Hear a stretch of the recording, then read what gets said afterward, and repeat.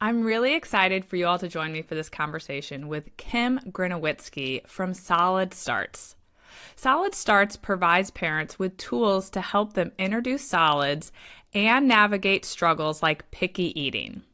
Kim is their senior feeding and swallowing specialist, and she's a mom of two littles who are 4 and 2 years old. If you're looking for advice around introducing solids and language to use around eating with our kids who are a little bit older, in order to help your child develop into an adventurous eater, this episode is for you. And I just want to give you a heads up that Kim shared so many great nuggets of advice and education that this was by far the longest interview I have ever done. So it might take a couple of listens, but I promise you that it is worth every minute. And before you dive into this episode, I want to let you know that the Solid Starts team followed up with me and created a special discount code just for our listeners. You can use the code bedtime20 to receive 20% off the first year of an annual subscription to the Solid Starts app when you start your membership at solidstarts.com/app. We'll put all the details in the show notes, but I wanted to give you a heads up about this great discount code before we dive in. Hi, I'm Allison and Egidi, a pediatric sleep and wellness coach and a mom of 2. I love to help parents find solutions. This is How Long Till Bedtime.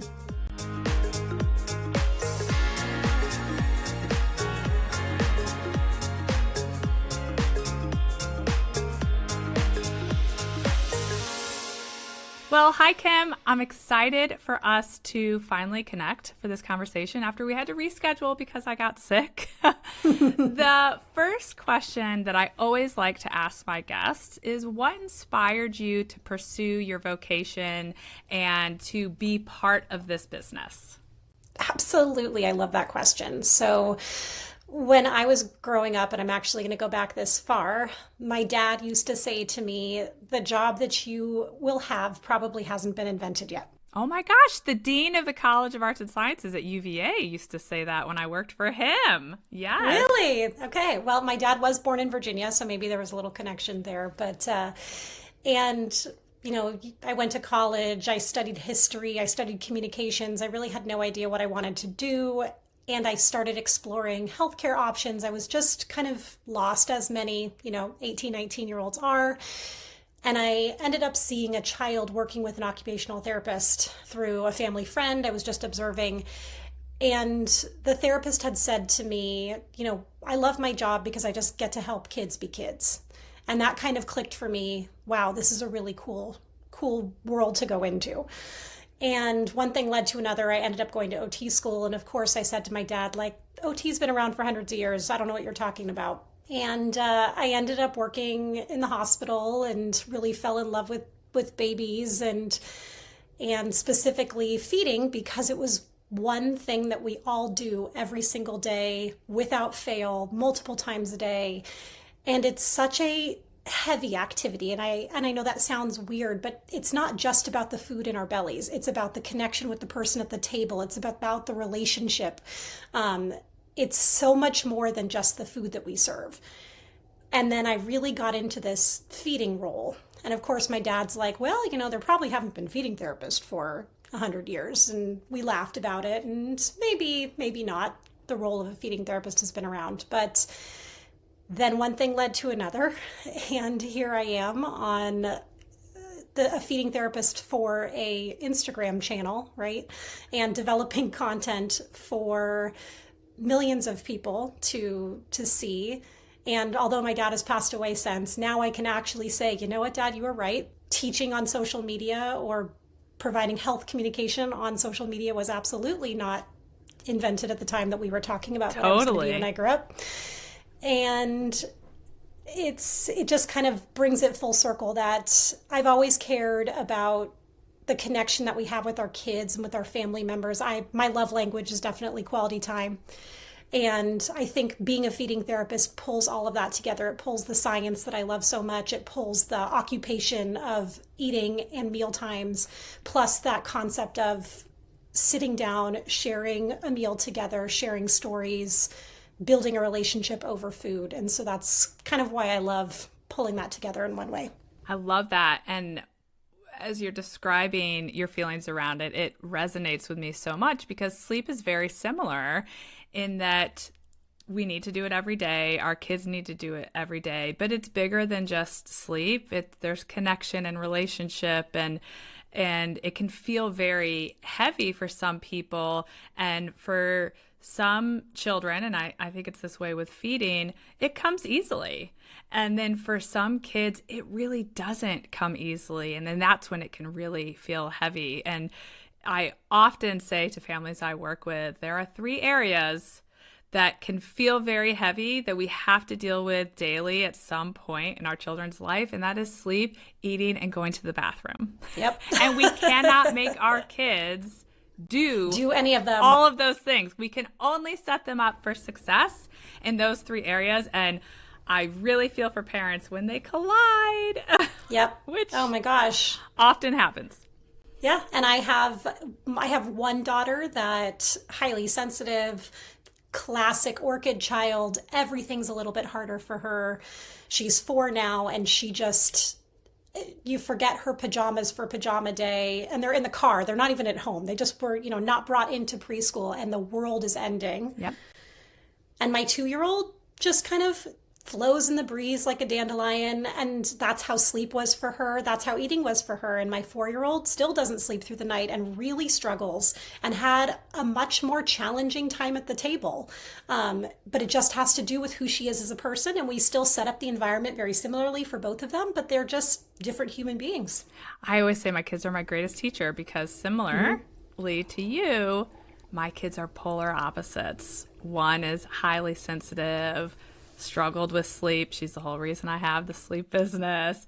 And the other slept through the night at 8 weeks. Sleep comes really easily to her. Now, they were flip-flopped on the eating. My more sensitive child was a great eater out of the gate.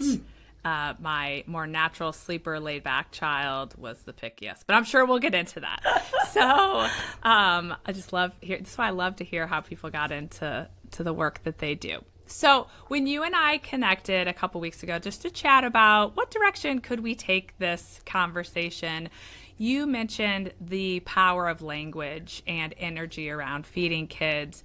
And that really resonated with me because particularly when we talk about the 2, 3, 4-year-olds, I am always talking about the power of language as it relates to sleep. I think it's really important. So I definitely want to dive into that.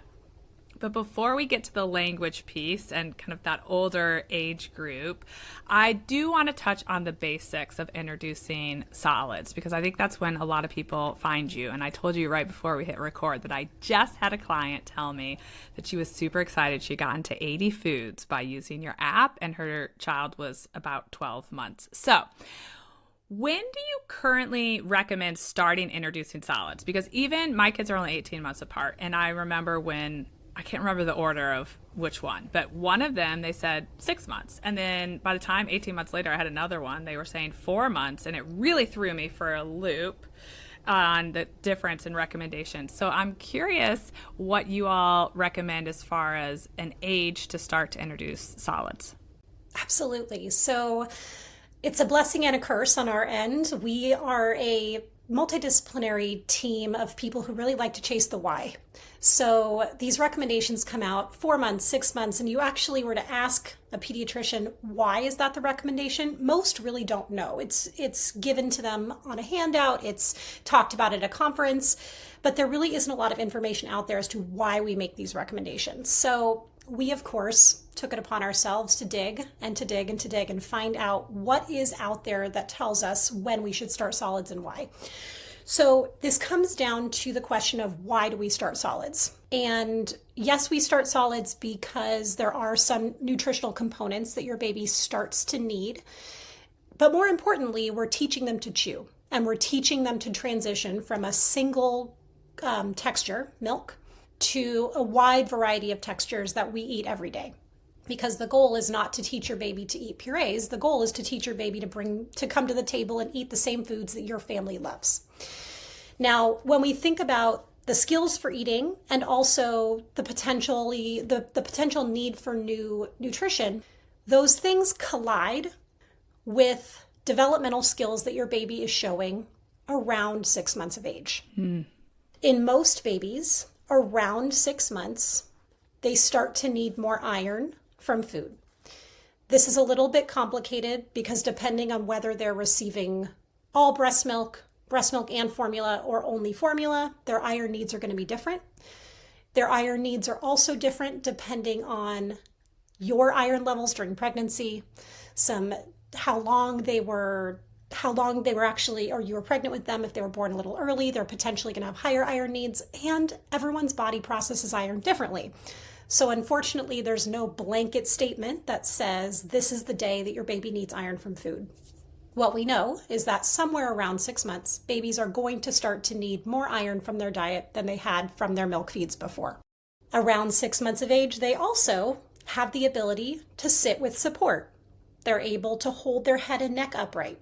And when they're sitting there, they're able to use their hands to bring things to their mouth. And on top of that, they're interested. You bring your 6-month-old to the table, they're watching you eat, they're trying to figure out what you have on that spoon, they're reaching for items, they're showing cognitively, hey coach, put me in. This is really exciting, I'm wanting to do this. They're so driven at this age to put things in their mouth. So this developmental readiness aligns with a time where your baby also has some changing nutritional needs.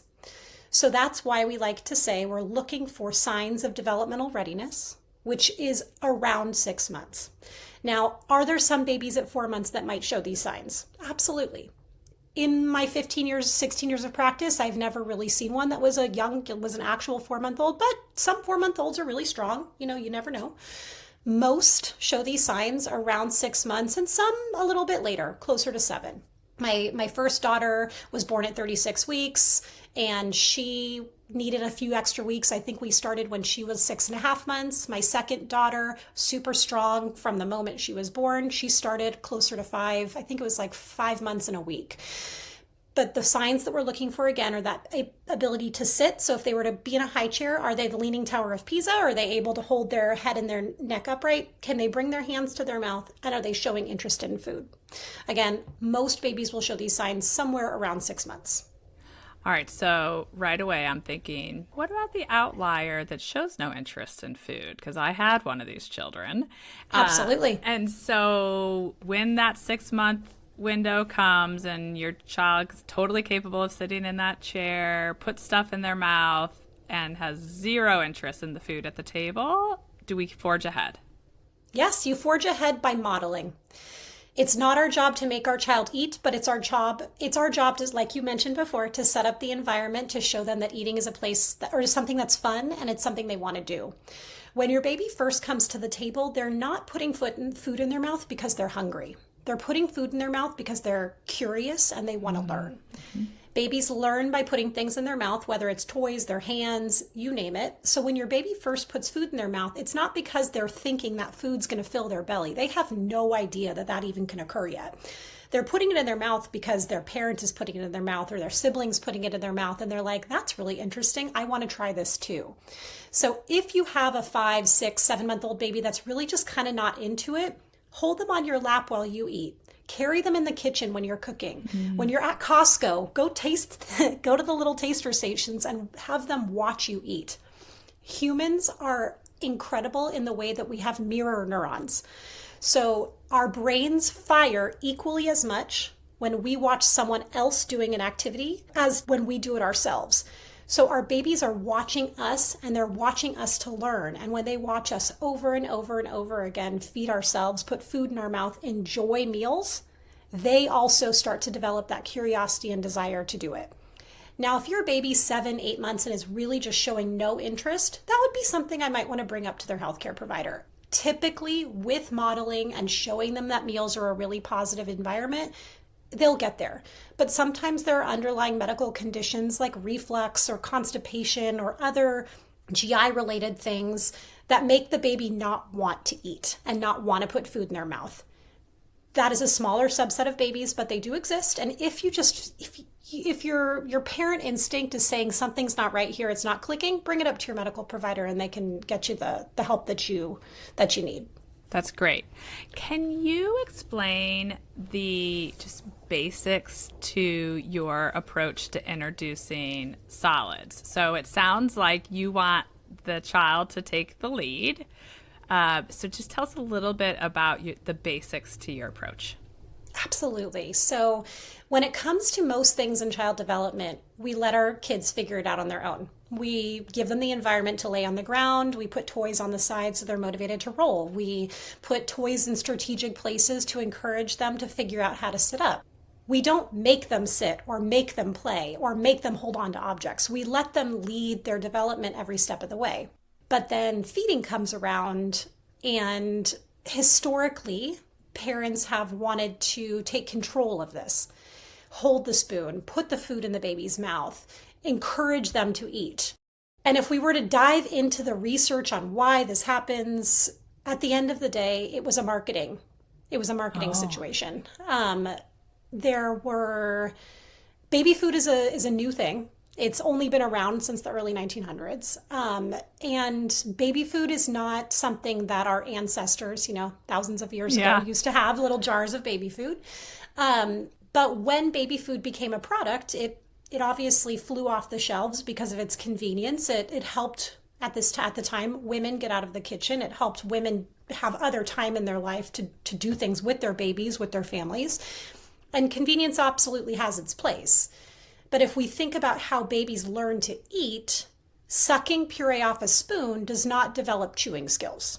What does develop chewing skills is using reflexes to practice these motor patterns over and over and over again. So in the same way, a baby has a reflex in their hand called their palmar reflex. You touch their hand and they grab your finger, which of course we all feel like our babies are holding our hands, but it is also a reflex. That reflex is there to help them learn to grab things. We also have reflexes to help us build chewing skills.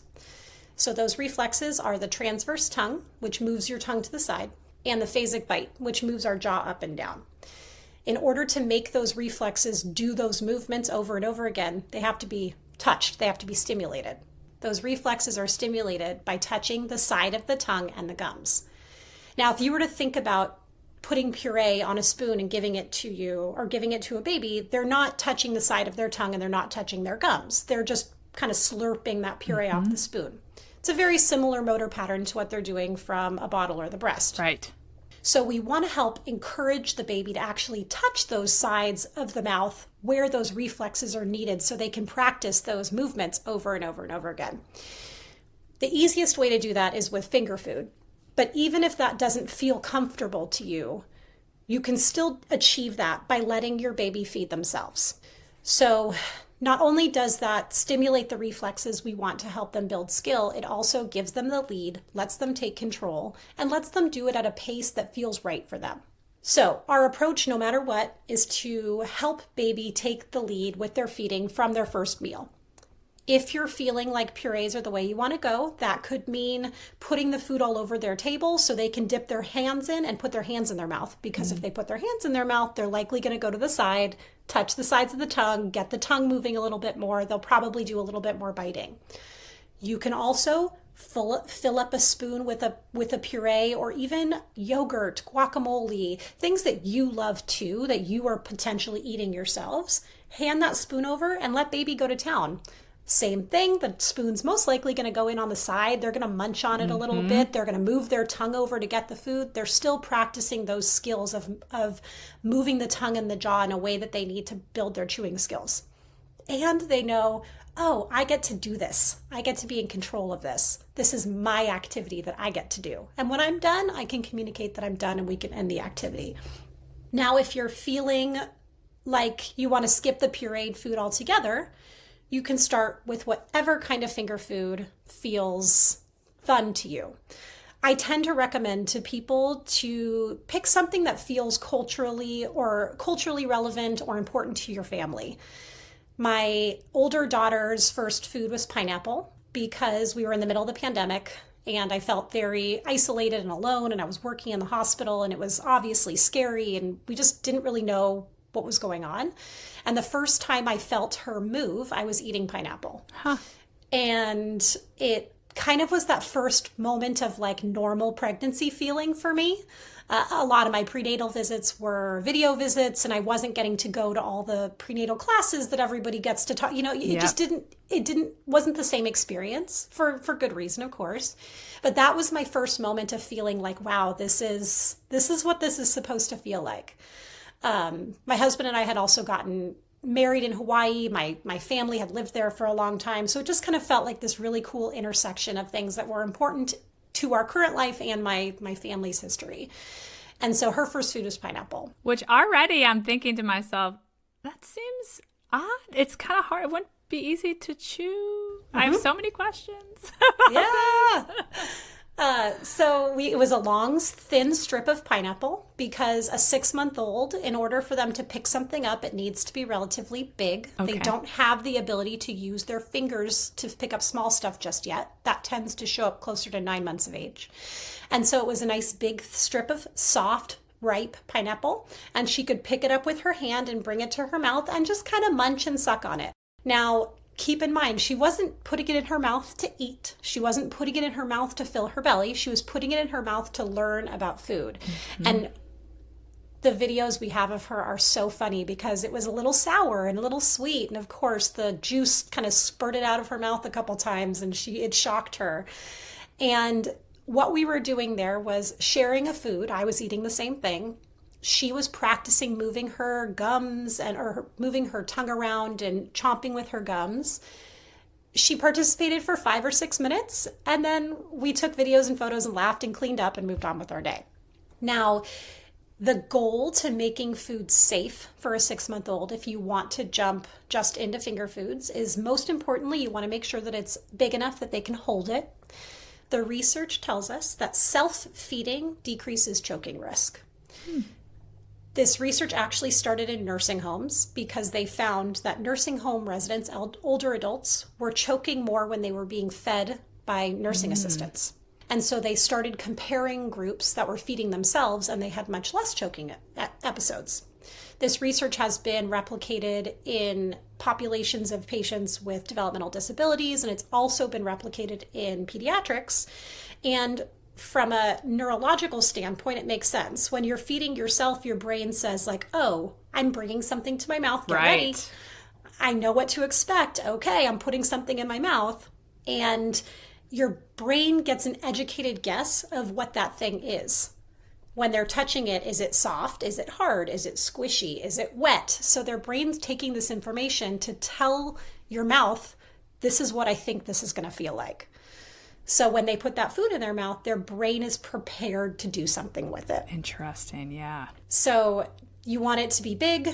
You want it to either be soft, so you could take your fingers and smush it. With the pineapple, it was a very ripe piece of pineapple, nice, juicy, ripe pineapple. So pressure with their gums could smush it.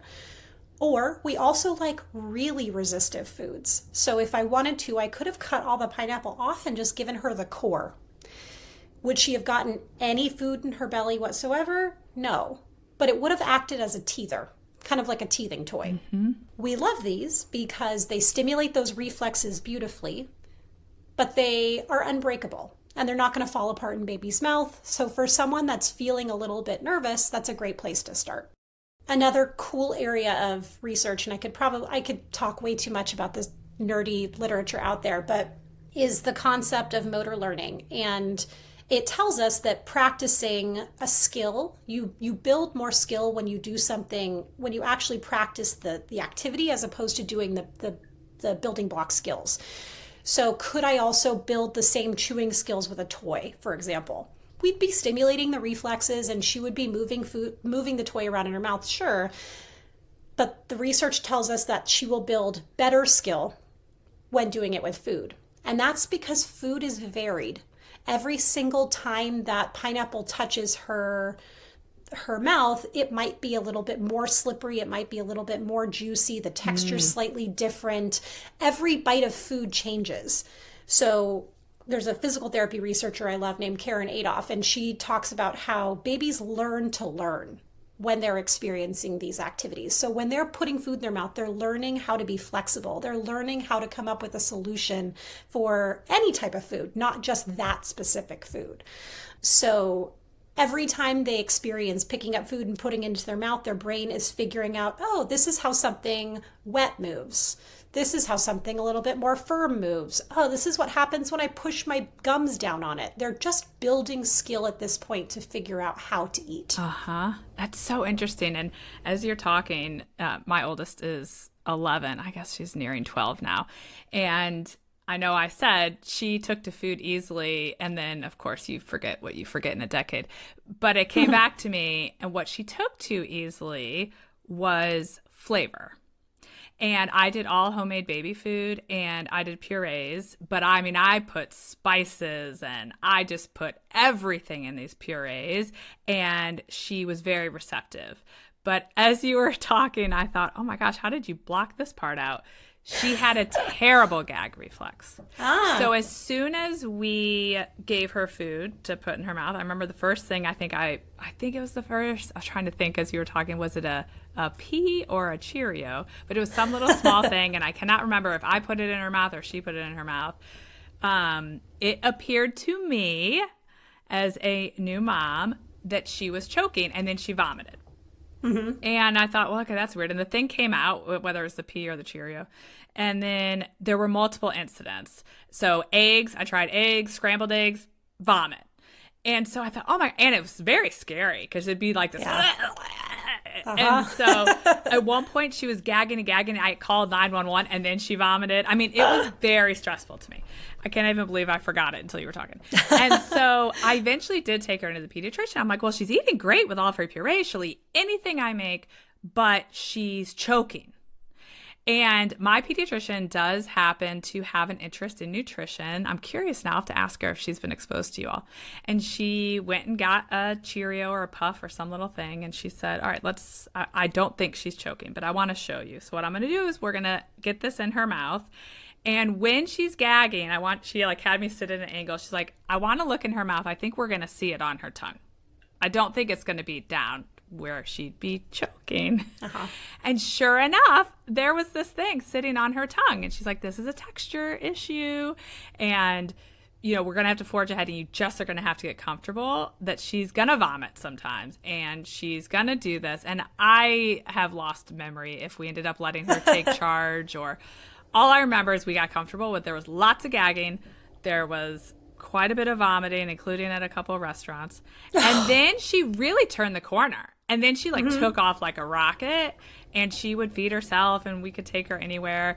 But I kind of forgot about that. And so everything you're saying is making total sense with how we introduced it, and maybe it wasn't the best way. And she is a more sensitive person. And so the texture, and she still is sensitive to texture. Like she will verbalize. I always joke, she loves olives, she loves blue cheese, she loves all these unique flavors. And then there are certain kind of foods that you would think are a given, and she'll say, the texture of that does not work for me in my mouth. Yeah. It's not even the flavor. The texture makes me want to throw up. Fascinating. Yeah. You know, and I love that you brought that up, because I like to think about gagging as the brain's way of saying something's not right. So when your baby is bottle and breastfeeding, and for those of you that had any struggles with bottle and breastfeeding, you may had a baby that even gagged on the breast or gagged on a bottle nipple too. But gagging is the brain's way of saying, nope, don't swallow that and don't choke on it. I don't want it anywhere near the back of my throat. When we gag, our airway, our breathing tube actually closes. Oh. Because in the event that you throw up from gagging, your body doesn't want vomit to go into your breathing tube. Uh-huh. So when you gag, it's a rhythmic bottom-up contraction of your food tube to push things out, and your airway closes down for a quick minute. Now, when all your baby is used to is breast milk or formula and sucking it to swallow, they know how it moves, they're familiar with the flavor, they're familiar with the temperature, their brain gets it. But then you transition to food, whether it be big pieces or purees, because a lot of babies gag on purees too. The puree goes in their tongue and it spreads all over their tongue, and their brain's like, what the heck is this? Gag. I'm not supposed to have it. I'm not supposed to have it. Get it out. Or they have a little piece of food in their mouth and their brain goes, wait, this isn't right. This isn't right. Gag. I need to get it out. So one of the things that we love to do for babies that are super gaggy, especially those that are gagging to the point of throwing up, is work with those food teethers. Like the pineapple core. Another one we love is a mango pit. You can do a spare rib with all the meat cut off. Something that's hard, that will not break up, that they can bring into their mouth. They can physically remove it from their mouth, and it provides lots of touch and pressure input to the inside of the mouth. All of that touch and pressure helps the brain say, okay, I get this. This is making sense to me. I can understand how this moves. And that helps the gag reflex dampen a little bit. It helps the brain make a connection to what's going on in the mouth because we can't see it. Like when we're learning to move our hands and our body, we have visual feedback, right? But we don't have feedback of what's going on inside our mouth. But that touch and pressure gives that to our brain. So if you have a baby that tends to be really gaggy or is struggling with small pieces of food, those bigger pieces can be really helpful. When your older kids are learning to catch a ball, they learn to catch a beach ball first because we are able to figure out how to get and I am not an athlete, so I can barely catch a beach ball now. But you learn to get your arms around a big thing. Your body learns to do big movements first. If you were to try to catch a golf ball, that thing would hit me in the face immediately because that small timed motion to get my hands around a small ball is challenging. We learn to chew the same way. If we give big pieces where their tongue gets to do sweeping motions and their brain's getting lots and lots of information, then when we move down to smaller pieces, their brain's like, oh, I know how to do this. I know how to move the food to the side to chew it. I've got this. This is normal. I know what I'm doing here.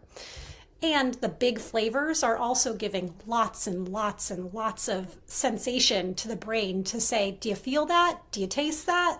Your brain is learning from everything that goes in its mouth. That makes so much sense. Gosh, as I'm sitting here, I'm thinking, this is exactly why I created this podcast, to help parents find resources and solutions.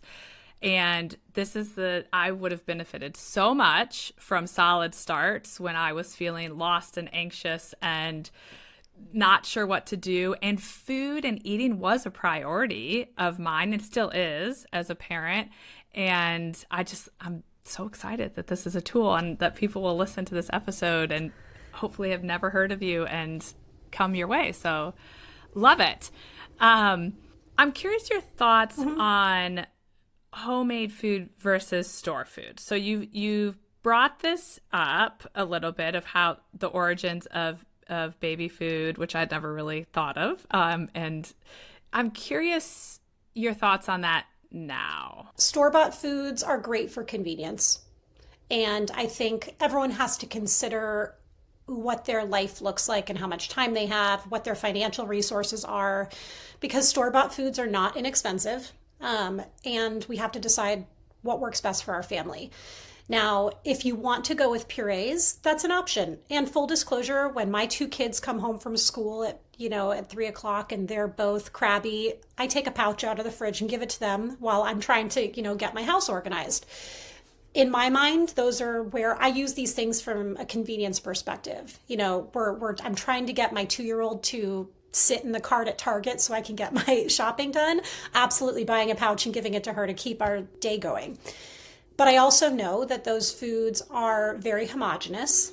They're blended with very, very high, or they're blended and liquefied with very advanced technologies that basically remove every single lump and bump in those foods, which can lead to challenges with children managing more varied textures, kind of like what you were describing with your oldest.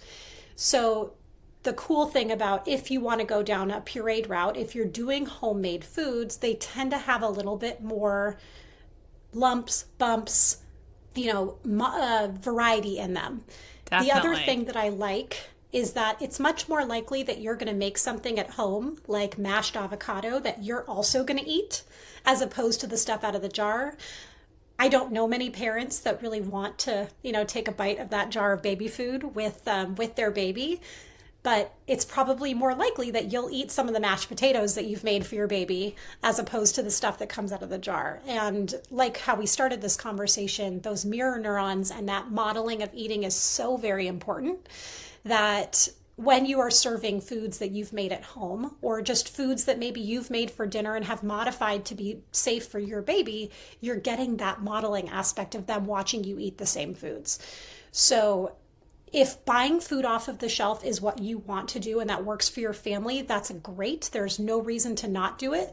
You can smear those all over the table and let them finger paint and use their hands to bring them to their mouth.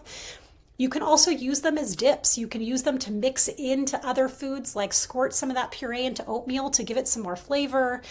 There's a variety of ways that you can use them, even by pulling in family foods and using those purees. Purees are also typically provided by WIC. So some of the low-income nutrition programs many times will provide purees.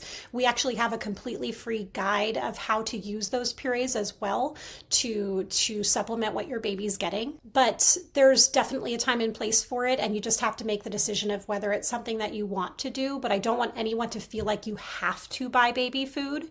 The other thing or that you're committing a crime by using it. Exactly, or that you're committing a crime by using it. It's completely your choice. I will tell you, though, you don't have to buy the baby yogurt. Regular Greek yogurt is less expensive and exactly the same thing. It just doesn't say baby on the label. It's just one of those things that you can do if you want to, but don't feel pressured to do it. And if you do want to, go for it. And the baby food topic is another one that makes me chuckle in the sense of my own parenting journey, because there are so many things where I went into parenting, sleep falls into this category too, thinking this is definitely how I'm going to handle this. Before you have kids, this is how I'm going to handle it. And food was one where I'm going to make my own food and I'm not getting processed baby food. And I was really on my high horse, and I did crush it with my first. I made all those foods. I sent her food to daycare. I was super, and it went well other than the gagging, but the puree, she took down like a champ. And then my second came around and, my ego was pretty big and I was like, yeah, okay, I got this. And at this point now my other one was over the gagging and things are going well. And so I get going on my purees, and she had zero interest. She did not have the gag issue. She literally would just spit it out. She would not take in any of my homemade food. And I don't remember what age it was where finally, probably for all these reasons you mentioned about developmentally their needs, the pediatrician said she actually needs to be eating some form of food right now. And so I'd like you to go buy some baby food and see. And I was like, really? That seems so stupid, but okay, fine. So I went and I bought this baby food, and I will tell you, the first thing I did was take a taste of it. And I was like, this is disgusting. And it's so bland and whatever. Loved it. She loved it. Devoured the very first jar I opened, took it down. I don't know if it was the smoother texture, if it was the bland she ultimately did become a very picky eater. But she loved baby food, and I literally had to ditch the homemade food. And it was one of those times where over the first few years of parenting, my mantra had to shift. I had to get off my high horse to I reserve the right to change my mind. Totally. And I would have loved to feed her homemade baby food, but I was working full time. She was going to daycare. She was refusing to eat. The pediatrician told me she needed these nutrients, and she would eat baby food. So as much as it made me sad, that worked for her. I still don't understand why she would want that, but that's what she wanted. I mean, with my first, it was in the pandemic. We were like, my husband and I were both I was working in the hospital, but only a few days a week, and then taking clients from home the other days, and he was fully working from home. So we had all of the time. In hindsight, it's funny to say we had all the time, but we were trying new recipes all the time. And my daughter was exposed to all kinds of fun stuff. Come second baby, we're both working outside of the home and trying to figure out our childcare situation, and everybody's sick, and there's a toddler that's sick, and then the baby's sick, and you know how all that goes. And my second daughter definitely had like very, Mondays were pasta, Tuesdays were like, it was so much more rote. But it's just that's where we were in our life at that time, and you just got to roll with it. You just, you do the best you can with what you know at the time and the circumstances. Yep, exactly. So another area that I think, as someone who's prone to anxiety, in addition to the choking anxiety around food, I think another big anxiety point is around food allergies. And before I dive into your thoughts on that, another question that I often have in my head, but I haven't asked an expert, is why, when we were growing up, food allergies weren't so much a thing, and then now it is so prevalent. So I'm curious if you have thoughts on that. And then also just your general approach to what you think parents should know about food allergies as it relates to introducing food. Absolutely. So I do want to start by saying I'm not an allergist. I've had the incredible privilege of working with really intelligent, unbelievable pediatric allergists throughout my career. So everything that I'm going to share with you is based on my knowledge from them. And food allergies can be very scary for a lot of families. And I think it's helpful to know that most babies and children will actually not develop a food allergy in their lifetime, but it is important to introduce those foods to help prevent food allergies. So I'll circle back to your other question kind of as we go through this, but there was a groundbreaking study called the LEAP study that came out that showed that when babies were introduced to peanut protein, their risk of developing a peanut allergy significantly decreased. And I'd have to look it up, but I think it was upwards of 85 or 88% decrease in risk. So these studies were showing essentially that introducing peanut early, so when baby shows signs of readiness, and maintaining peanut in the diet a few times a week through age 5 significantly decreased the risk of children developing a peanut allergy. This research has been replicated, and it's very strong specifically for peanut, dairy, and egg, these 3 allergens. Allergists today are recommending introducing all of the top 9 allergens, which are, and let's see if I can get them all out here, peanut, dairy, egg, tree nut, soy, sesame, finned fish, shellfish, and wheat. Finned fish and shellfish allergies are a little bit less, the research is not really as robust in those areas, and most shellfish allergies specifically develop later in life. So if you're going to focus on any, try to focus on the other 7. But the research is very supportive in introducing these foods early, so when baby shows readiness, and trying to keep them in the diet as often as possible. The research in the studies, they introduced it to, or they kept it in the diet 2 to 3 times a week. I think that would be just, you would have to meal plan for forever to make that happen with all of the allergens. So our allergist that we work with says do your best to get it in there once, twice is even better.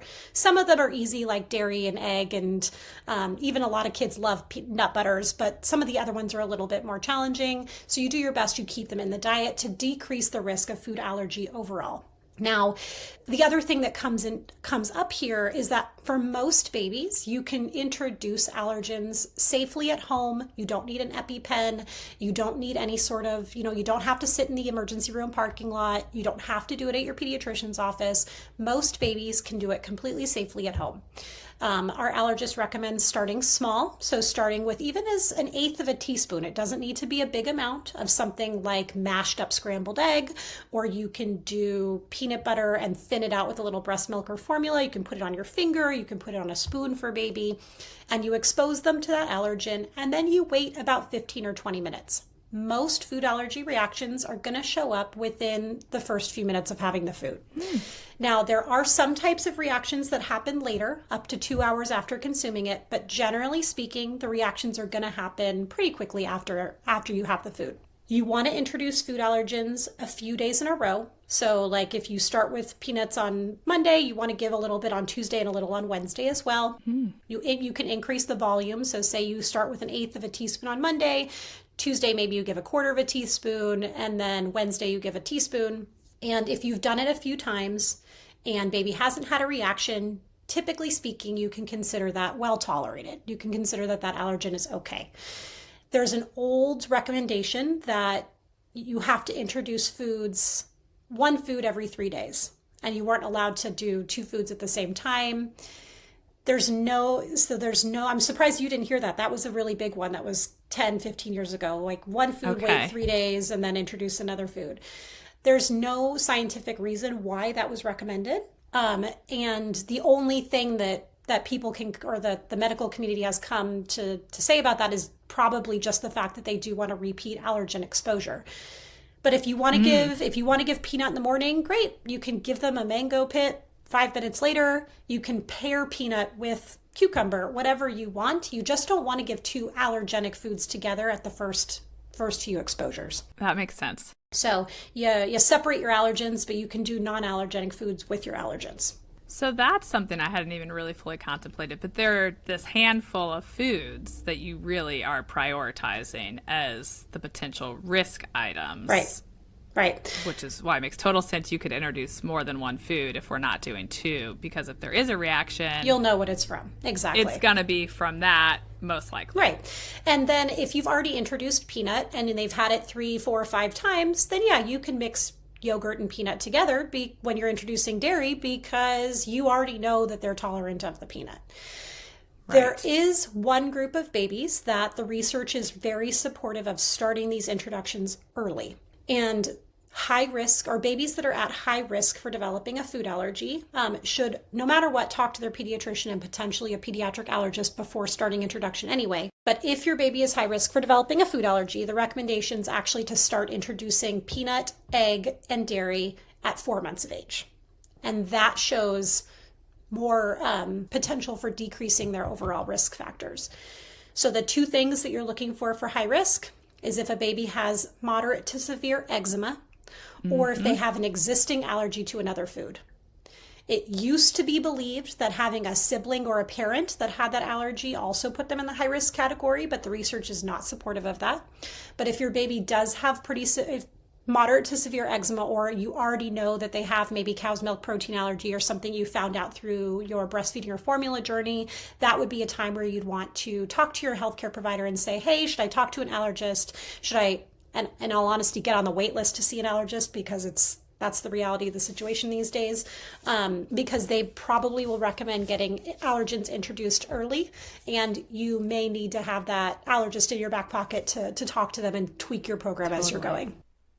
It's interesting you mentioned the genetic piece, because my father-in-law is, I joke now, allegedly allergic to shellfish. He might actually be, but I'll get to that in my story. And then my husband is allergic to shellfish. And so for me, I don't even know that I asked the pediatrician, but I'm thinking, wow, my father-in-law, my husband, I don't have it in my anxious body to introduce shellfish to my girls. So I never did. And there's a little part of me that was like, so what? I love shellfish, but like, it's not the worst thing if you live your life without shellfish. And then my oldest started to say, I'd really like to eat that shrimp. I see you eating that. And, I'd like to eat it. And so I was so anxious. I said, I'm going to get us on the wait list for the allergist. And now we've waited so long. I know I did you a disservice. So let's get in. So we go in, and he was lovely. And he said, tell me more. He was curious. Why do you think this? I said, well, my father-in-law and my husband. He goes, really? Does your husband eat, what did he ask? Octopus? Does your husband eat octopus? And I said, yes. He goes, that's a shellfish. And I was like, what? And he's like, does your father-in-law eat octopus? I said, yes. He's like, shellfish. And I know there's 2 types, whatever one that one's. And he said, okay, first of all, I'm going to do the testing. We're not going to mess around. We're going to do the back scrape testing and make sure she's not, because you're here. And then we are actually going to have to introduce it in a way, because you've waited so long, even if she's not. And so we did, and she ate shellfish. And then he really gave me a good pep talk for my daughter, who's just 18 months younger. He's like, you are going to go home today, and you are going to introduce the shellfish. And similar to you, he's like, it's going to be a little bite, and then it's going to be another little bite, and then it's another one. And he's like, I just want you to get over this hump. The chance of her being allergic is not very high. And if she is, you will have time for the distance to this hospital. And so he's like, you don't have to bring her and you can do it. So I did. He talked me into it. But then as I was leaving, he said, do you want to send your husband in? And I said, I do. So my husband went in. Now at this point, he had some allergic reaction as a kid that led them to diagnose him with it. So he did have to do the very extensive testing. But he's not allergic to it. Oh my gosh, see? And so we joke, like, my father-in-law isn't either, but he's 80, and my husband's always like, don't not bring gonna this change up to that. him. This is not worth it. And I'm like, he's missing out on all the things. But what he said is, it's also not genetic. So the reason he was kind of suspect about my husband immediately is he's like, this is not a genetic allergy. So the chance of them both being allergic is pretty slim. Yeah. So I found the whole thing super interesting. And now both of my kids, they eat oysters. I love that. Yeah. Well, and to circle back to the question you initially asked, like, why does it feel like food allergies are everywhere now? And, right. And from what we know, it's because there was a period of time where the medical community was telling families to not give kids allergens until way later into childhood. So babies and toddlers were not getting exposed to these allergens, and allergy numbers completely skyrocketed.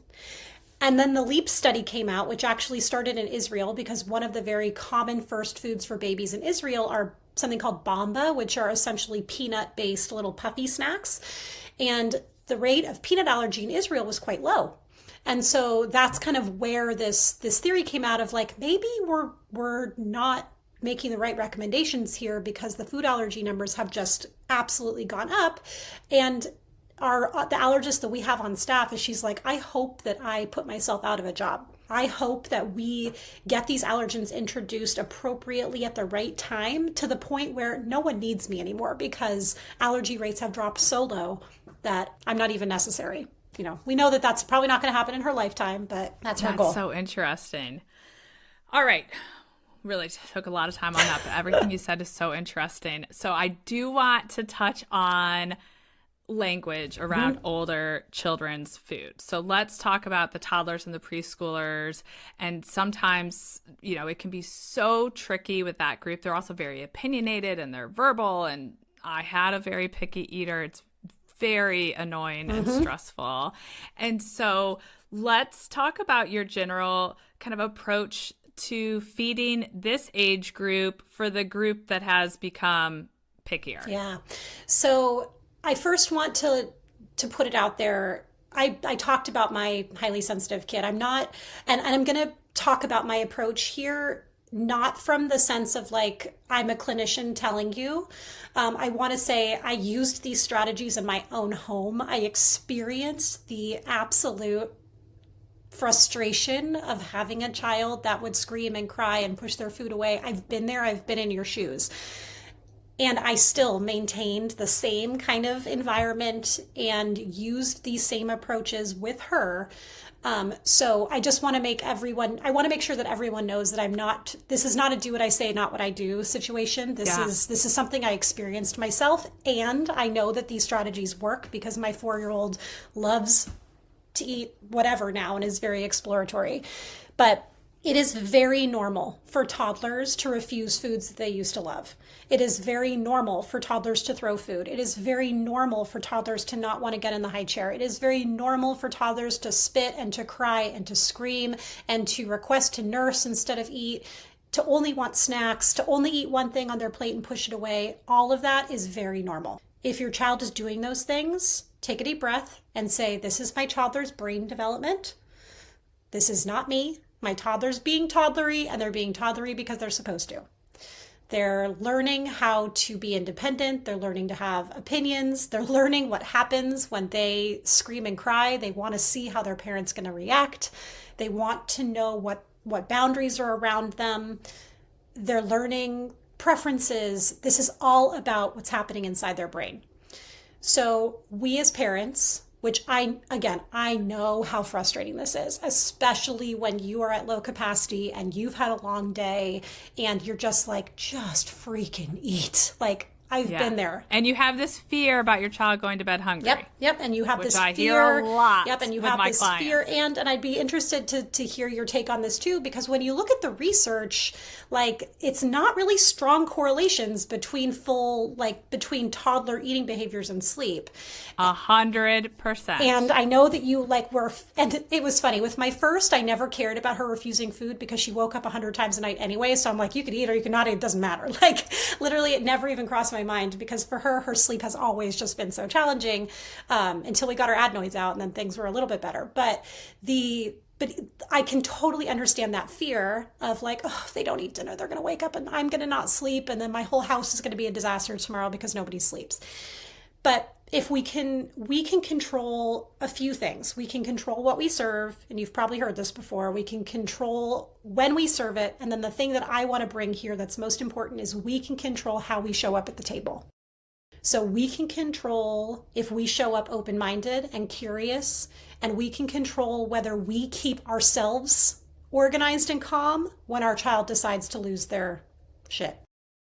And if we remind ourselves that their behaviors are their communication, and they're saying to us, this is too much for me right now, or they're saying, this isn't what I expected, or I want something else, or I'm disappointed, I thought I was having pizza, whatever it is, their little brains can't communicate those words to us. So it comes out as, no, yucky, throw, push. And if we try to approach these situations with empathy and connection first, a lot of times we can work through them. So if you have if your toddler sits down and they're screaming and they're crying and they're pushing their food away and they're saying no, the first thing I recommend that you do is you connect with them. Buddy, I see that you're upset about this. This isn't what you wanted. Acknowledge them. And sometimes just that acknowledgement, they're like, oh, you hear me. Not always, and sometimes it completely continues to spiral. But starting by helping calm the situation is going to be your best bet. There is no way you're going to get through to a screaming toddler while they're screaming. In the same way, there's no way you're going to get through to your screaming husband when you're fighting either, right? Like, we all have to calm the nervous system first. So if there's a way that you can help your toddler calm down, that's going to be the first step. A lot of times I recommend bringing them to your lap. I know having your child on your lap when you eat is really challenging for a lot of people, but sometimes that extra connection and love and support can really help calm down the situation. The next step that I recommend is offer them a choice. Can I bring you a dip? What can I bring you that would make this better? What about a sprinkle? And hey, a sprinkle can be cheese, a sprinkle can be sesame seeds, or heck, it can be real sprinkles. Who cares? Is there something that we can offer to make this more fun for you? Like, what do you want to pick a topping? Do you want to pick a cool plate to use? Give them some sort of control of the situation. That might improve it, and it might not, and that's okay. And you have to be okay with your toddler making that choice. Now, a lot of times we hear, but what if they don't eat? And this is the most challenging thing for the mom in me to say. Yes. But it's okay. Yes, that's what I tell parents all the time. And you can, there's only so many things that we can do to help them. We can offer a side dish to go with it. You can offer the cool utensil, the sprinkle, but it's not our job to start a orchestra with our food and play with our food and turn it into toys and, start a 3-ring circus around food. It's our job to create a really happy, calm mealtime environment where we eat our food and our child can choose to eat or not. So if your child still chooses to not eat, as hard as it is, remind yourself this is their choice. I can always offer them a bedtime snack. I can also always bring out their dinner again, which is typically something that I do with my own kids. If they refuse, I'm like, that's cool. Your belly's not hungry right now. I'm going to sit here and enjoy my food. And when it comes back to that relationship piece, if the table is a place they want to be because you've made it fun for them and it's become a place where they're feeling connected and joyful with their caregiver, they may still want to stay there at the table with you. And if they stay at the table with you, they might eat a little bit and maybe they won't. Yeah. But just reminding yourself it's okay if they don't eat this meal. Now, if your toddler is refusing every single meal and they're dropping foods left and right, and there's really nothing that you can do to interest them in food, and there's no force feeding happening, and something just feels off, there are people out there, there are feeding therapists out there that can help with this. And sometimes it can be a sensory issue, like you were talking about with your child. Sometimes there's a variety of other underlying issues. Maybe they don't chew well and they're afraid of putting food in their mouth because their chewing skills aren't really up to snuff. There's a variety of things that we can problem solve to figure it out. But in a lot of scenarios, toddlers just need some boundaries around, this is a nourishing food that I'm bringing to the table. You're not bringing something wild and crazy that they've never seen before, that's a scary, that's not moving on the plate. There's no reason that they can't. And if they choose not to at the time, it's okay. But showing up with yourself organized to be like, my child may have opinions on this, and that's okay. They're allowed to feel disappointment. They're allowed to feel hunger. And I want to cap this off with one other thing, is that something that I find parents doing a lot that sets them up for failure is saying things like, oh, my child won't eat that. Or, oh, my kid's not going to like that. Your child can never learn to like a food that they aren't offered. Mm-hmm. Or they ate it once and didn't like it, and it becomes your narrative. Exactly. Like, oh, she doesn't like that. And it's like, oh, we're further planting that seed. We're watering it. Exactly. You're watering it. And again, mirror neurons. So when we are saying, oh, you're not going to like that, they're saying, oh, mom says I'm not going to like that. I'm definitely not going to like that. I'm not going to try that. That's not going to. And so I like to encourage families to have a growth mindset of saying, you haven't figured that one out yet. Try to remind yourself that we can learn to like a wide variety of foods. And it's completely okay that we have preferences. Everyone has preferences. And the goal is not necessarily for your toddler to eat every single food under the sun. But you do probably want your toddler to be able to go to grandma and grandpa's house and find something that they can eat. You want them to be able to go to a party and be able to pick things that'll work for them. You want them to be able to eat a dish at a restaurant and be like, I don't love this part and I can use my fork to push it over, but I like this food over here. It's teaching this flexibility around food that we all would benefit from at the table. And honestly, the flexibility we all need with our thinking in life. Yeah. Yeah. So my second, the one that wanted the baby food, became a very picky eater. And I was at a business conference and met an occupational therapist who specialized in picky eating and ended up working with her. And it was a game changer. And looking back on it now, I think part of it was my energy shift. And between her and the pediatrician who I mentioned did have an interest in nutrition and some additional training, they had also really reassured me that it was okay for her to go to bed without dinner. Mm-hmm. And so that was a hurdle for me, even though she'd been always sleeping through the night since she was 8 weeks. She was a great sleeper. But I think your maternal instincts and how society has trained us, I grew up in the Clean Your Plate Club, which I'm very anti now. But so I really struggled with that. But I think what really helped her was the shift in my energy. And then also there were, of course, a lot of tools I got, but family style of she was older. She was not like a little toddler by the time I found this person, but really I think only had 12 foods she would eat at the time.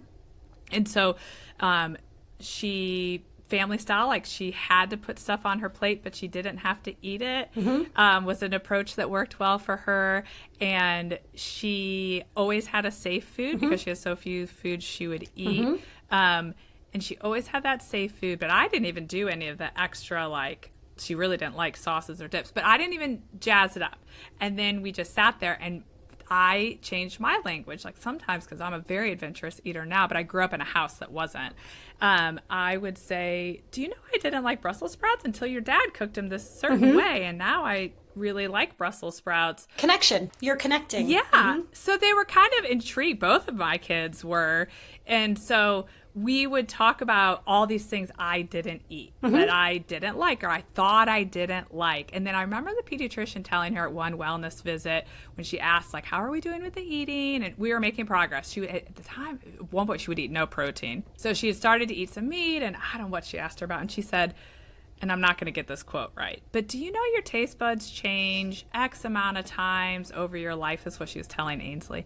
And she said, so you don't like something right now, because she'd said, I don't like that. She said, well, you don't like it right now. Won't it be so interesting when you're curious to put it back on your tongue in a week, a month, a year if it tastes any different. And there have been so many times, I'll tell you where she is now at the age of 10, but so many times where she would put something in, she goes, "Oh, Mom, I think my taste buds changed. It kind of tastes good. I kind of like it." And slowly but surely, she started to acquire more foods. And maybe 2 years ago, we were in France, and I really wanted to go to this Michelin star restaurant. And at this point, I would have said she's an adventurous eater. And obviously, we didn't have a babysitter. So I said, "Girls, what do you think? Think you could do like 4.5, 5 hours at this restaurant?" They don't have any sort of kids options. Like, you're going to have to go all in. And they said, "Yeah, we'll do it."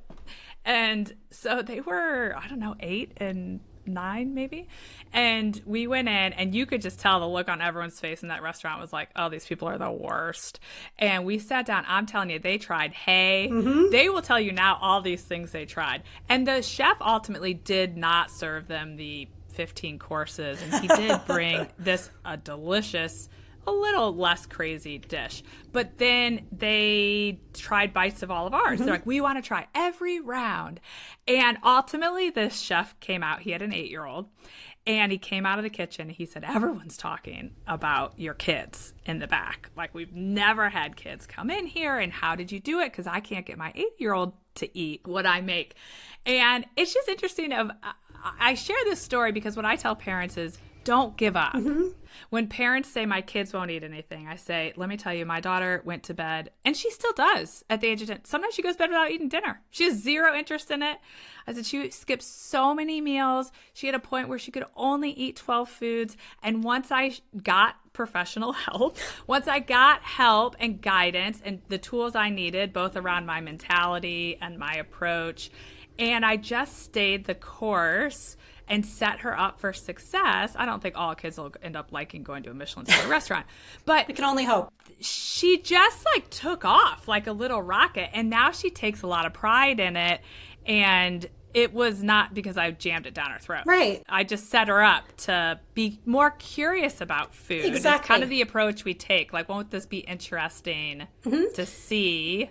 Yeah, if what you do you, like it? yeah, exactly. It's this, you're approaching things with curiosity. And I love this because you're talking about how you're like, "I want to go to this Michelin star restaurant because I'm so curious about what the food's going to be like. I want to taste it. I want to experience it." And if we're thinking about forcing our kids to eat things, that's not a positive experience. Thinking that these foods are fun and nourishing and connecting, that's a really negative, off-putting experience. So if you just think about it from like the gestalt of it, if you're trying to have an adventurous eater that loves mealtimes and food, the environment has to be set up for that. And I completely understand the stress that people are under, especially if your child is underweight or they're struggling with weight gain, or you're having, the pediatrician, as opposed to being supportive like yours, is lecturing you about how your child needs to gain weight. And I absolutely hate that the first thing that the pediatrician does at every visit is weigh the child. And it's almost like your success as a parent is dependent upon what that scale says. And that happens from day one of even day one of pregnancy, right? You're watching your baby grow, and we can't control how much they weigh. Only they know what their belly feels like. Only they know how much that they can put in it, and only they know what feels right to them. And if looking at that food makes them feel sick, or makes them feel pressured, or just makes them feel bad, forcing it in is not going to change those feelings of bad. Right? Yeah. But for those of you that are struggling or have kids that are struggling with weight gain, my heart goes out to you. And I really hope that you do have the opportunity to get hooked up with a good dietitian, with a good occupational therapist or speech language pathologist that can help you problem solve what's happening. Because no matter what, we can't make them sleep, we can't make them poop, and we can't make them eat. Totally. And it's interesting you bring up the weight. I hadn't even thought about that, but I have very petite children, which really perplexes people because I'm 5'8" and my husband is 6'2", but I have a very petite mother and grandmother and sister. So it does run. And my husband has a petite sister. And so my oldest was 5th percentile. She's now in puberty and has rocketed up into like the 40th percentile, but forever so tiny, and not just short, lean, like see the ribs, tiny. But she was my good at eat anything. Once we got over the gagging, she was a very good eater, and I served her. I'm kind of a nut about food, so I served her a lot of stuff. So for multiple years, they finally stopped probably 3 years ago. The pediatrician, who I do love and helped me in a lot of ways, she would say, I'm going to ask you a question and your mommy can't answer. What did you eat yesterday? Can you tell me everything you ate?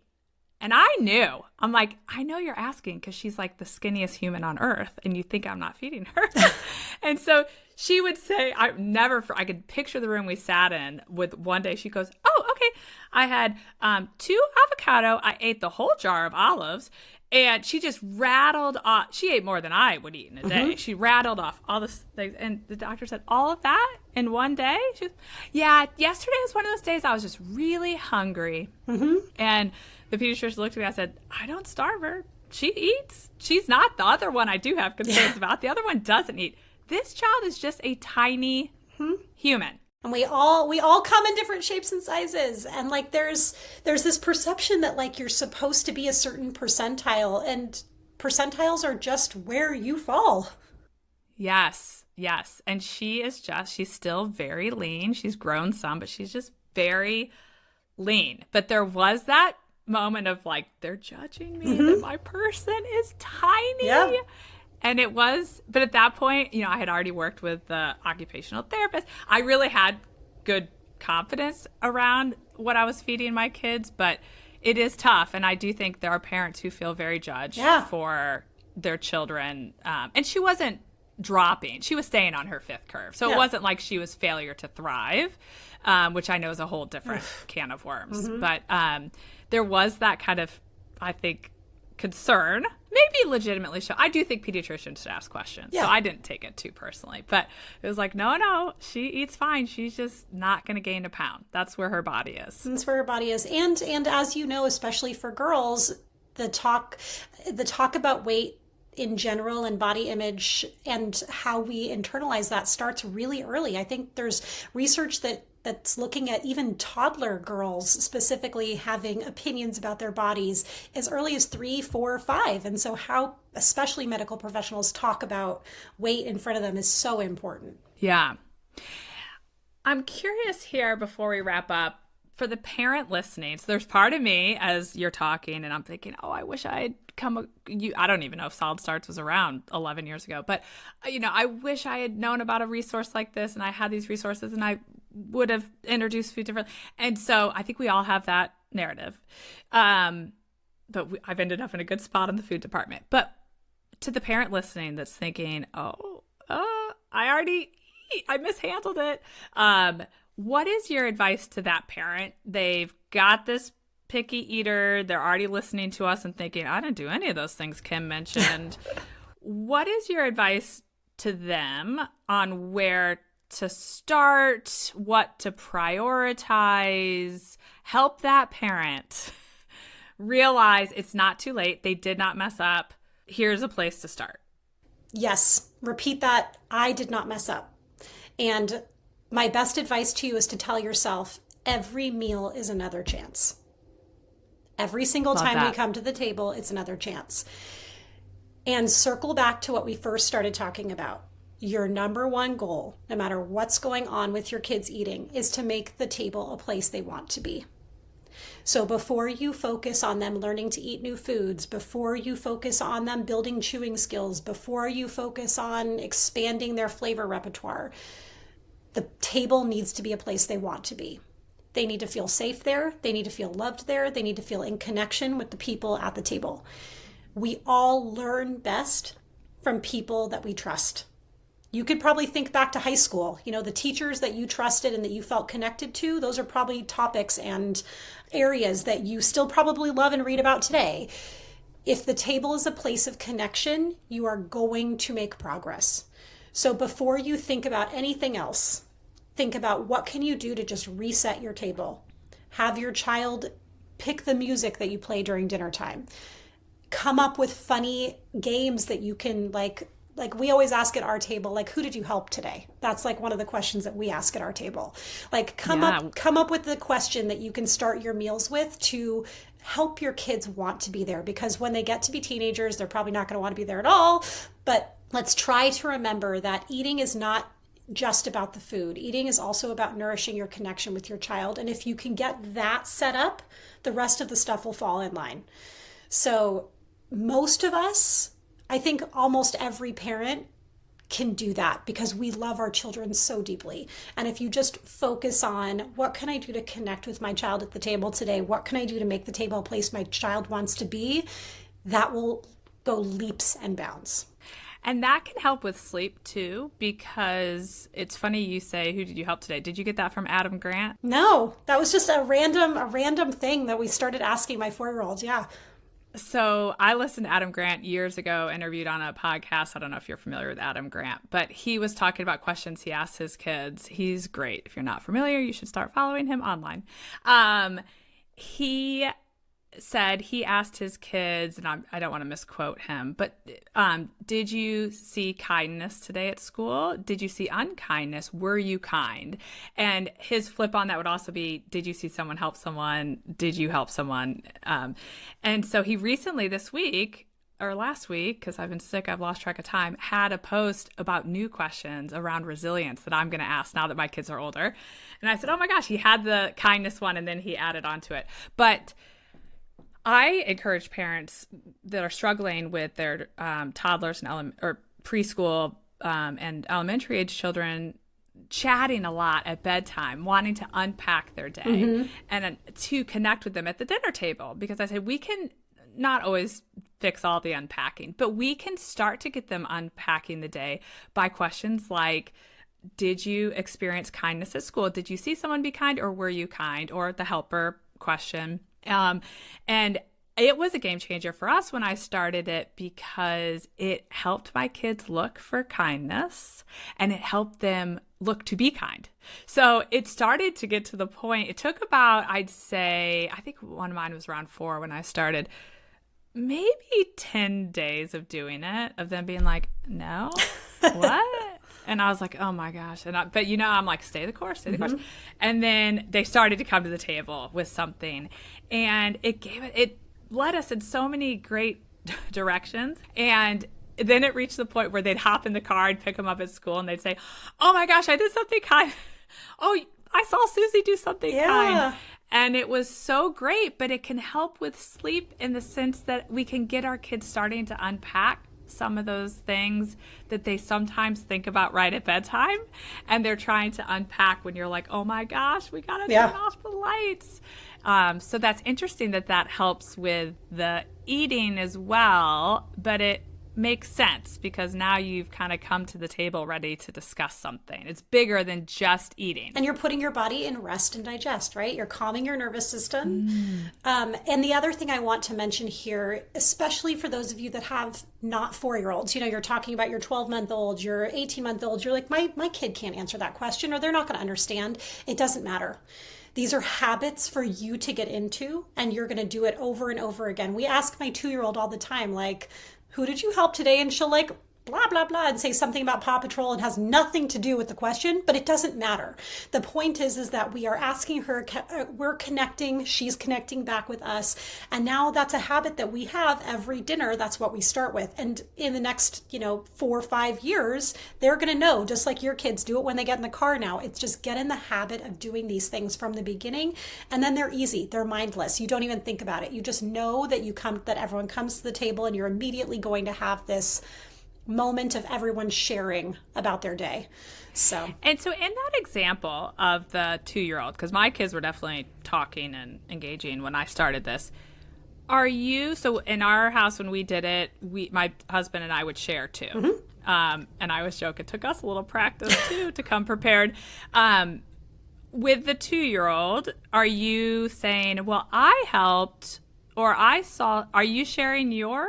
How are we modeling the exercise? Absolutely. So a lot of times my 4-year-old we'll start with my 4-year-old because she always has some, silly story to tell about whatever happened in preschool that day. And then a lot the of crayons fell on the floor. Yes, exactly. Or, I found a bike helmet underneath just the most random things that your 4-year-olds do during the day. And then typically my husband and I will go and share something, and then we'll ask the 2-year-old. And again, the 2-year-old sometimes says something that makes sense, and other times she'll say that she helped her teacher wipe her butt or something. You never know. It's a random thing that comes out of her. But we always respond and we're like, oh, Blythe, that sounds so interesting. It sounds like you were really helpful today. And we talk about food in the same way. Like if my 2-year-old has not had a lot of food refusal stuff, knock on wood. But if she ever does get a little bit pokey around food, like we'll talk to her the same way. Oh, it seems like this doesn't look good to you tonight. Like it sounds like I try to help her with language too, so she learns to communicate these things. And we started from the moment she started solids. Like if she picked something up at 6 months and she put it in her mouth and she made a funny face, like, oh, my response was, oh, you must not be so sure about that yet. Oh, you're learning about this yet, or you're learning about this today. So you're not saying you don't like that. No, from the beginning. And now my 4-year-old will say things like, oh, my tummy's just not so sure it wants that right now. I'm like, okay, cool. I hear ya. And we're helping them build language around these things, whether it's about sleep and my 4-year-old with sleep will also say like, my body just really needs you to help me calm down right now. Okay, cool. Thanks for telling me exactly what you need. And we're helping them build language around these things that they don't have. And yes, it takes a long time. It takes a lot of modeling. It takes a lot of examples. But eventually, every single time that you do it, it's sinking in a little bit more. And then eventually you're going to have an 11-year-old that says something like, I really want to try that shrimp, Mom. It looks like it tastes really good. Why aren't you letting me have it? So I want to, on the language piece, to kind of finish with, are there 2 or 3 things you would say we should avoid saying? Because sometimes I find that most helpful. So it sounds like, and you've kind of touched on it, and then we just touched on it again, we want to avoid saying, oh, you don't like that? Mm-hmm. This is why I always tell parents, like, don't say, are you scared of the dark? Yeah. Because you're planting the seed. So like, oh, are you scared of the dark? It's like, oh, should I be scared of the dark? And so it makes total sense to me that you're not going to say, it seems like you don't like that or you don't like that. Are there other things when people say it that you're like, let's try not to say that? This is a silly one, but I prefer if you use the word taste, not try. Oh. Taste is an exploratory word. If you say, what does this taste like? The answer is not yes or no. If you ask, will you try it? The answer is no. And also, try has a perception of like, well, if I try it and I like it, then do I have to eat it? If I try it and I don't like it, then what? If I try it, there's just more heaviness to the word try. Taste is, what's it like? Tell me about it. Does this taste like other foods that you've had before? Is it spicy? Is it sweet? Is it soft? Taste is a word that encourages curiosity. And a lot of times for kids, they're more willing to explore something if we're not, try assumes you're supposed to eat it. Taste is, I'm figuring this thing out. So I prefer using the word taste over try. And so are you asking, will you taste this? No, I typically ask like, what does this taste like?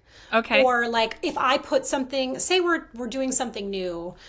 We had artichokes for the first time recently. Like we steamed artichokes, and my 2-year-old hadn't had them before, and she kind of was skeptical. And I took a leaf and I dipped it in the butter and I ate it and showed her how to do it. And I was like, to me, this tastes like, and I just used words that related to me. And I was like, this reminds me of, this reminds me of these flavors. It feels like this in my mouth, because that was helping her get an educated guess of what to expect. And she doesn't have a ton of language at 2 to tell me what she thinks it tastes like, but at least that was more exploratory and curious for her.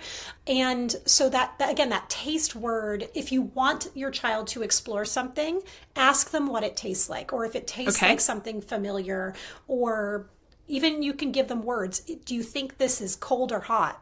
It can be as silly as that. But just try it has a little bit, it may seem like semantics, but it's going to probably work. It's going to get farther than you think. And then I think the most obvious one, and you kind of brought it up with the Clean Plate Club, but it's just this concept of just take one more bite. Try not to encourage your children to eat past their levels of hunger and satiety. Our generation of parents, a lot of us grew up in that Clean Your Plate Club, yet we also grew up in this really nasty, negative diet culture. And so I think we are all in this very uncomfortable back and forth place of, I'm supposed to clean my plate, but I'm also supposed to have this unbelievably unachievable thinness that makes me more beautiful or better than others, which we know is not the truth, but that's our lived experience. And the best thing that we can do for our kids is to help them learn to listen to their body and to have balance in their life. So yeah, many of us love cookies, right? And our bellies feel the best when we have a little bit of everything. So if we've had a little bit of fruit, we've had a little bit of chicken, and yeah, we had a little bit of cookies too, because cookies are delicious. But our belly does the best when we're balanced. We don't have all cookies, we don't have all strawberries, we don't have all whatever it is. But it's not our job to decide what their bodies feel like. It's our job to ask our children how their bodies feel like. So if you think that they haven't eaten enough and they're pushing food around, I would encourage you to say instead, have you checked in with your belly? Is your belly still feeling full? Is your belly feeling full? Is your belly still a little bit hungry? And model it yourself. Like, I'm checking in with my belly. I still think there's some room in there. I'm going to have a little bit more. They're not going to pick this up on the first time you use it, but the more you do it, the more likely they will be able to use that language. And for a while, they're just going to be saying it and it's not going to mean anything. But eventually that brain-body connection is going to happen and they're going to be like, oh, my tummy's rumbly. I'm hungry. I'd like to have some food. And when you pour the Halloween candy out, they're going to be like, ooh, this is great. But I know that I ate something else today, so my belly's not going to feel sick after I've had, they'll be able to learn to be more intuitive with their eating. And that takes time. It takes a lot of time and practice. And then when my kids eat a ton, which will happen sometimes, it's like, whoa, they put more in their body than I could ever eat.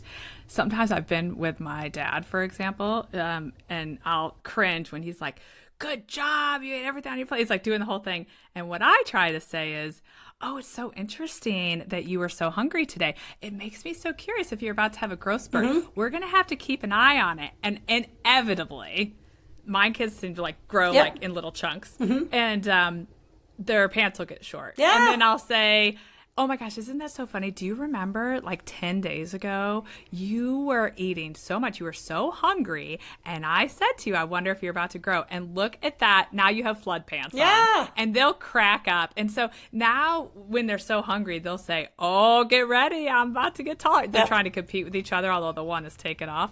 But they were like the same size forever. And I'd say, oh, you might pass your sister, you're getting ready to grow. But I think even that shift about being thoughtful when they do eat a lot, whether they don't eat or do eat, of controlling the narrative is important. I've been on a health journey and I got very stressed when I did go on, I guess what I call a diet. I've learned I don't avoid the word diet anymore for my autoimmune disease. And I cannot for the life of me remember what expert I was talking to because it predates this podcast. I don't know if it was a client. And I said, can I pick your brain on this? I have a lot of anxiety around this very strict diet I'm going on and the perception my children will have. And she said something that I thought was very interesting. She said, I want you to let go of that. You can say you're on a diet. Forget about society's view on it. And what you want to do is explain what you're doing. So I am only eating these foods because my body needs some time to heal. And then I'm going to start to learn how each of these foods makes me feel going forward, because my goal is to be strong and healthy, and food affects how strong and healthy I feel. And it actually has been an amazing journey for my children to do that, to talk through that. And so we do sometimes talk about diets in our house. Like they'll say, Mom, is that in your diet right now? And I'll say, yeah, I've been tolerating that well. I can eat that. Or oh, I ate that yesterday. I'm not feeling very good today. And it's been interesting to navigate trying to get over that negative view on food that I grew up with, but then also being on, I guess, quote, diet myself and the language around that. But what I've learned is our kids pick up on this stuff so readily. Yep. Even if you're kind of trying to avoid it. Like, that's how observant they are. And it's amazing. So I think the language around food, that's why I wanted us to chat about it. I'm so curious about it because it's like language around anything. Yeah. They're picking up on it, and it plays a role in how their little brains are getting wired, for better or for worse. And I mean, we just had Halloween, so it's just very like in the front of my thinking. But when my littlest turned 1, of course, we had cake and like all the fun stuff, and we let my 3-year-old at the time just go for it. And she ate so much sugary whatever, and later in the day she had a bellyache and she felt really yucky. And so we tried to use that as an example of like, I wonder why your belly's not hurting. What did we eat today? You had a lot of sweets and stuff. Did we have anything for balance? And like, we just tried to like talk her through, like, I wonder if your belly's hurting because you had a lot of crap, right? Yeah. We're not trying to put that on a pedestal or, take it down from a pedestal or say she did something bad. We're just trying to connect the dots that sometimes when we eat a whole bunch of sugary stuff, our bellies might not feel great, in the same way that you're figuring out certain foods right now make my body feel better than others. And I want my kids to love delicious cakes and ice creams and cookies and whatever. Right. And I want them to know that, hey, you eat however much you want, and there might be a situation where you eat a ton of that and your belly's not going to feel great, or your belly might feel fine. I don't know, but it's just trying to connect the dots that when we have a varied diet, we're probably going to feel the best in the majority of situations.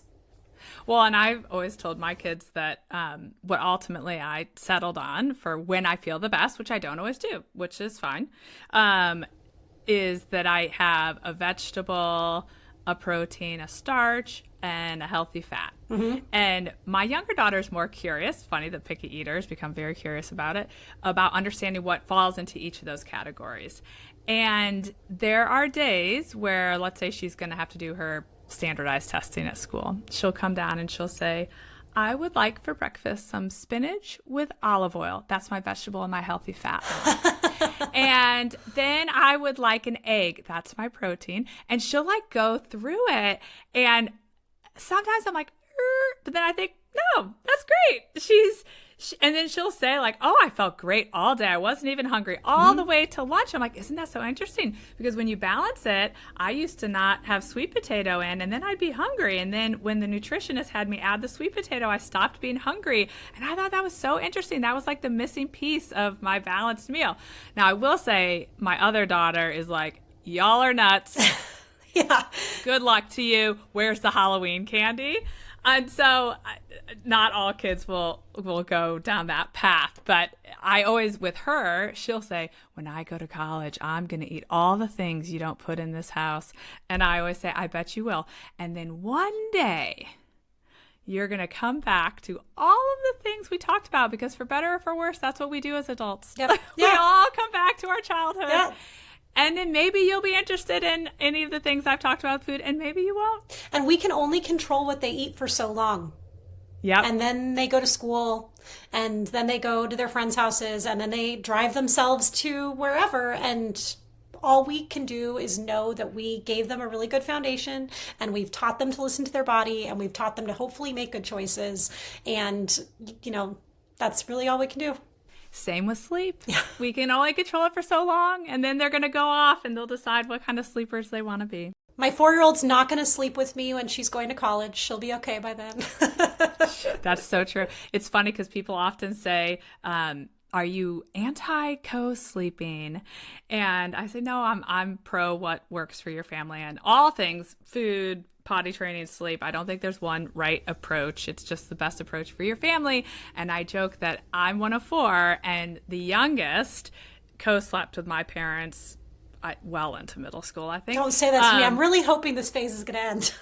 And he turned out fine. He's a lovely adult. He's wildly successful, and they never let the other three of us sleep in their bed, and we turned out fine too. So I'm like, everyone's going to be okay. Everyone could take their own approach.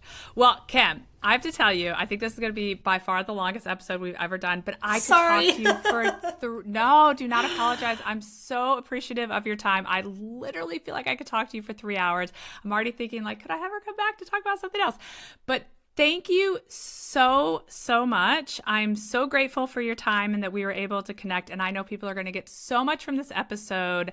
Can you tell everyone how to find you or Solid Starts, or if they're curious, what age? I do want to touch on what age group Solid Starts addresses. Like, who's your kind of ideal audience?